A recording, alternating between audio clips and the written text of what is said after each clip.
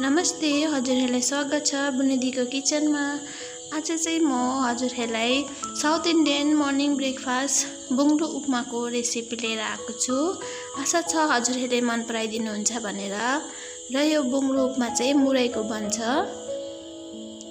र मैले चाहिँ यहाँ हरियो धनियाँलाई लिएको छु, त्यसैगरी हरियो खुर्सानी, कडी पत्ता, एउटा प्याज, टमाटर, मुङफली, नुन, अनि त्यसैगरी हामीले राया पनि चाहिन्छ, हल्दी पाउडर, अनि यो चाहिँ हो हिङ पाउडर। र मैले चाहिँ यहाँ मुराई पनि लिएको छु। मुराईलाई चाहिँ म अब धुन्छु। यसलाई चाहिँ म पानीले मजाले पखाल्नु पर्छ, किनकि यसमा बलुवाहरू हुन्छ। मुराईलाई चाहिँ म यसरी पानीमा मजाले भिजाएर धुन्छु। यसरी पखाल्दा चाहिँ यसको बलुवाहरू, माटोहरू, जति पनि मैलाहरू छ यसरी पानीमै रहेर जान्छ। धेरै बेर पानीमा राख्नु हुँदैन। यसरी पानीबाट मैले निचार्दै एउटा भाँडामा राख्छु।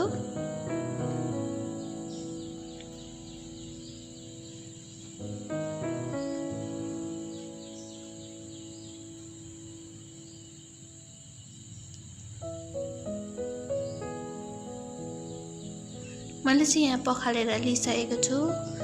अब चाहिँ मैले एउटा कराईमा तेल राख्छु। यहाँ चाहिँ मैले ठुलो चम्चाको 2 चम्चा तेललाई राखेँ। तेल राखिसकेपछि अब चाहिँ म यसमा रायालाई राखिदिन्छु।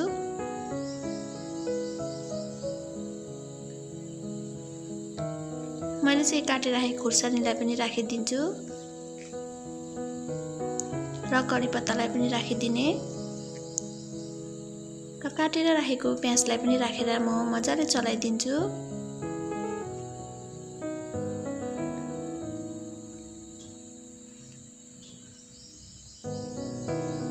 र मैले चाहिँ यहाँ हिङ पनि राखेँ।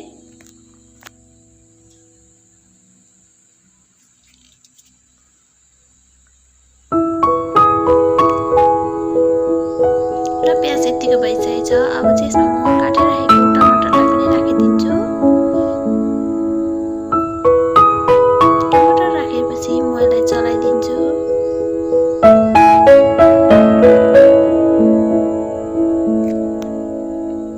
टमाटर यतिको भएपछि मैले हल्दी पाउडरलाई राखेँ, त्यसैगरी नुनलाई पनि राखेँ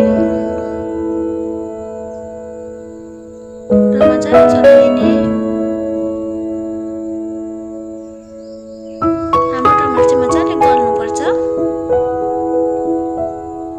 टमाटर गलिसकेको छ। अब चाहिँ म धोएको मुराईलाई राखिदिन्छु।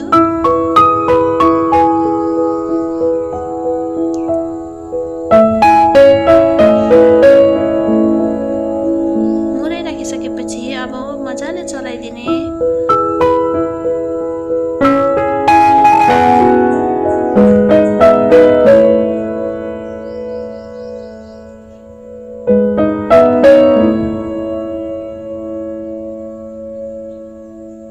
यतिकै भएपछि मैले चाहिँ मुङफलीलाई फ्राई गरेर राखेको थिएँ, त्यसैले नै राखिदिन्छु।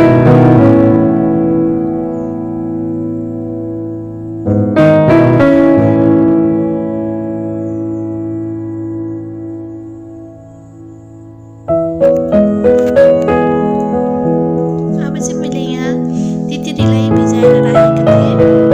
यसलाई चाहिँ मैले हातले मजाले यसरी मुछ्छु।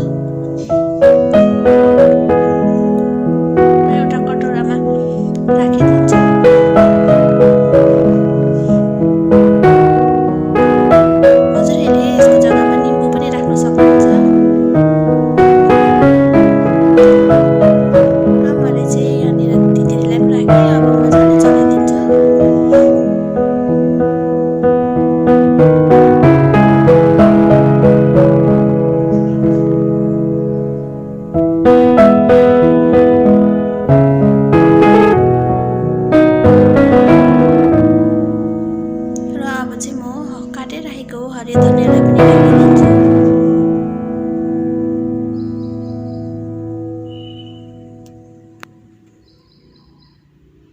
धनिया राखिसकेपछि अब चलाइदिन्छु।